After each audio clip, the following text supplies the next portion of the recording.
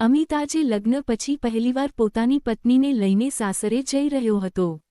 અમિત એક ગરીબ પરિવારનો હતો, પણ ભણવામાં હોશિયાર હોવાથી તેને સરકારી નોકરી મળી ગઈ હતી.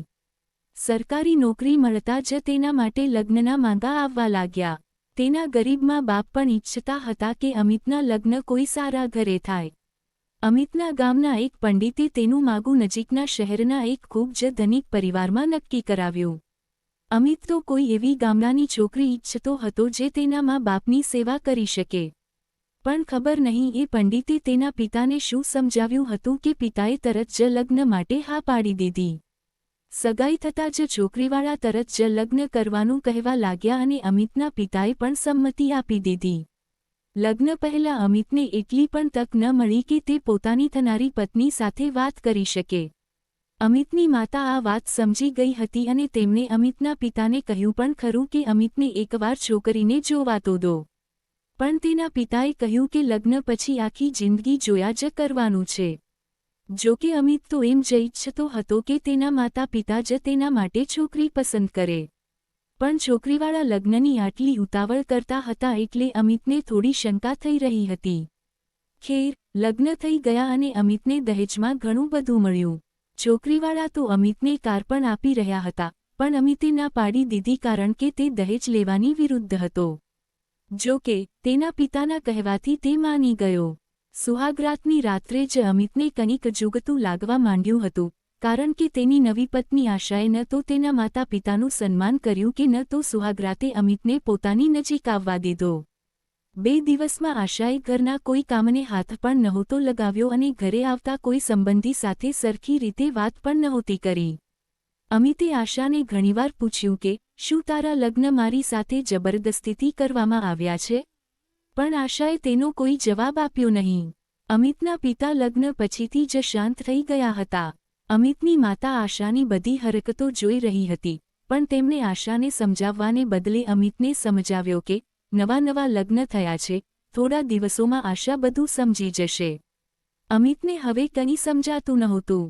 ત્રીજા દિવસે અમિત તેના માતા પિતાના કહેવા પર એક રિવાજ મુજબ આશાને મૂકવા સાસરે જવા નીકળ્યો. અમિત અને આશા ટ્રેનમાંથી ઉતરીને ચાલીને જઈ રહ્યા હતા. અમિતનું સાસરું રેલવે સ્ટેશનથી નજીક જ હતું. રસ્તામાં પણ આશાએ અમિત સાથે કોઈ વાત ન કરી, માત્ર અમિતની વાતોનો માથું હલાવીને જવાબ આપ્યો. રસ્તામાં આશા અમિતથી આગળ ચાલવા લાગી. અમિતે જોયું કે 2 છોકરાઓ બાઇક પર તેમની તરફ આવી રહ્યા હતા. તેઓ આશાને જોઈને ઊભા રહ્યા અને આશા પણ તેમને જોઈને ખૂબ ખુશ થઈ. અમિતે આટલા દિવસોમાં આશાને પહેલીવાર ખુશ થતી જોઈ હતી.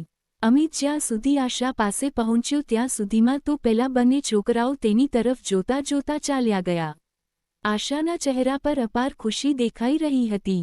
અમિત પાસે આવ્યો ત્યારે આશાએ પેલા છોકરાઓ વિશે કંઈ કહ્યું નહીં અને અમિતે પણ પૂછ્યું નહીં. અમિત સાસરે પહોંચ્યો. ત્યાં બધા લોકો ફક્ત આશાને જોઈને ખુશ થયા અને અમિત તરફ કોઈએ ધ્યાન પણ ન આપ્યું. આશાની માતા આશાને લઈને અંદર ચાલી ગઈ અને અમિત બહાર વરંડામાં જ ઊભો રહ્યો. અંદરથી તેના સસરા અને 2 સાળા બહાર આવ્યા. અમિતના સસરાએ પાસે રાખેલી ખુરશી તરફ ઇશારો કર્યો અને બોલ્યા, અરે ઊભા કેમ છો? બેસો. અમિત ચૂપચાપ બેસી ગયો. અમિતના સસરાના અવાજમાં અહંકાર સાફ દેખાતો હતો. અમિતને ત્યાંનું વાતાવરણ ઠીક નહોતું લાગી રહ્યું. અમિતના સાળાઓએ તો તેની સામે જોયું પણ નહીં. સાંજ થવા આવી હતી અને અંધારું ધીરે ધીરે વધી રહ્યું હતું. અમિતને પહેલા માળના એક રૂમમાં રોકાવા માટે આપ્યો. અમિત થોડીવાર સૂતો અને તેની આંખ લાગી ગઈ. નીચેથી અવાજ સાંભળીને અમિતની આંખ ખુલી તો તેણે જોયું કે અંધારું થઈ ગયું હતું અને રાતના 9 વાગી ગયા હતા. અમિત ઊભો થયો અને મોઢું ધોયું. તેને નવાઈ લાગી રહી હતી કે કોઈએ તેને જમવા માટે પણ નહોતું પૂછ્યું. અમિત તેને પોતાનો વહેમ સમજીને ભૂલવાની કોશિશ કરી રહ્યો હતો, પણ મગજમાં વિચારો ચાલી રહ્યા હતા. હવે નીચેથી જોર-જોરથી હસવાના અવાજો આવતા હતા. અમિતના સસરા કદાચ કોઈની સાથે વાત કરી રહ્યા હતા. અમિતે નીચે જોયું તો જોયું કે તેના સસરા અને 2-3 લોકો વરંડામાં મહેફિલ જમાવીને દારૂ પી રહ્યા હતા. અમિતના સસરા ખૂબ પી ગયા હતા, તેથી તેઓ હવે હોશમાં નહોતા.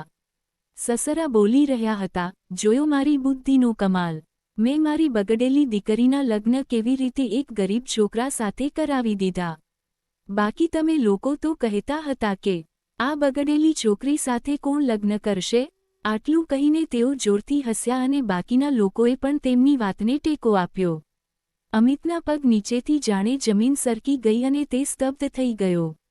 એટલામાં અમિતની સાસુ આવી અને તેના સસરાના કાનમાં કંઈક બોલી, જે સાંભળીને તેઓ તરત જ અંદર આવી ગયા. હવે અમિતને બધું સમજાઈ ગયું હતું કે તેના સસરાએ જ પોતાના રૂઆબથી તેના પિતાને ડરાવ્યા હશે અને આ લગ્ન કરાવ્યા હશે. અમિતનું માથું હવે ચકરાઈ રહ્યું હતું. કુતૂહલવશ અમિત પણ તરત જ નીચે ઉતર્યો અને અંદરના રૂમના દરવાજે પહોંચ્યો. અમિતે અંદર જોયું કે આશા એક ખૂણામાં નીચે બેઠી છે અને તેના સસરા તેની પાસે ઊભા રહીને તેને વઢી રહ્યા છે. સસરાએ ગુસ્સામાં કહ્યું, હવે કોની સાથે મોઢું કાળું કરાવીને આવી છે? અમિતને હવે કંઈ જ સમજાતું નહોતું. એવું લાગતું હતું કે તેના લગ્ન કોઈ ખરાબ ચરિત્રની છોકરી સાથે કરાવી દેવામાં આવ્યા છે. ત્યારે જ તેની સાસુએ આશાના વાળ પકડ્યા અને તેને મારવા લાગી. આશા બિલકુલ ચૂપ હતી અને તે પોતાનો બચાવ પણ નહોતી કરી રહી. આશાની માતા રડતા રડતા તેને મારે જતી હતી. ત્યારે ખબર નહીં અમિતને શું સૂઝ્યું, તે અંદર પહોંચ્યો અને સાસુને આશાને મારતા રોકી. અમિતને અંદર આવેલો જોઈને સાસુ સસરા ગભરાઈ ગયા. સસરાનો તો દારૂ પણ ઉતરી ગયો હતો. સાસુ સસરા સમજી ગયા હતા કે અમિતે બધું સાંભળી લીધું છે. અમિતના સસરા હવે ખુરશી પર બેસીને રડી રહ્યા હતા અને સાસુની પણ હાલત ખરાબ હતી. અચાનક સસરા એક ઝાટકે ઊભા થયા અને અંદરના રૂમમાંથી પોતાની બંદૂક લઈ આવ્યા અને આશા તરફ તાકીને બોલ્યા, મેં આની દરેક ભૂલને માફ કરી અને માંડ આના લગ્ન કરાવ્યા અને હવે આ મોઢું કાળું કરાવીને ખબર નહીં કોનું પાપ પેટમાં લઈને આવી છે. હું આને હવે નહીં છોડું. ત્યારે જ અમિતે તેમના હાથમાંથી બંદૂક છીનવી લીધી અને એક તરફ ફેંકી દીધી અને બોલ્યો, ચાલ આશા, મારી સાથે આપણા ઘરે. આશાએ ઝાટકા સાથે પોતાનો ચહેરો ઉપર કર્યો. અમિતની વાત સાંભળીને તેના સાસુ સસરા પણ ચોંકી ગયા. સસરા બોલ્યા, અમિત, તું આશાની આટલી મોટી ભૂલ છતાં તેને તારી સાથે ઘરે લઈ જવા માંગે છે? અમિત બોલ્યો, તમારા લાડ પ્રેમની ભૂલ આશા જ કેમ ભોગવે? આમાં આની શું ભૂલ છે? ભૂલ તો તમારા પરિવારની છે જે આવા કામોને પોતાની શાન સમજે છે અને તેને છુપાવવા માટે મારા જેવા છોકરા સાથે તેના લગ્ન કરાવી દીધા. અમિત થોડીવાર રોકાયો અને પછી બોલ્યો, અને આશાની એ જ સજા છે કે તેણે મારી સાથે મારી પત્ની બનીને રહેવું પડશે. આ સાંભળીને સસરા તેના પગે પડી ગયા પણ અમિતે તેમને ઊભા કર્યા અને આશાનો હાથ પકડીને ઘરની બહાર નીકળી ગયો. આશા તો અમિતની પાછળ પાછળ ચાલવા લાગી. તેને હવે અમિત કોઈ દેવતાથી ઓછો નહોતો લાગી રહ્યો. અમિતના સસરા હાથ જોડીને ઊભા હતા અને ભગવાનનો આભાર માની રહ્યા હતા કે તેમને આવો જમાઈ મળ્યો. અમિત અને આશા પગપાળા જઈ રહ્યા હતા. ત્યારે જ તેમને પેલા બે છોકરાઓ મળ્યા જે આવતી વખતે મળ્યા હતા. આ વખતે તેઓ પણ ચાલતા હતા.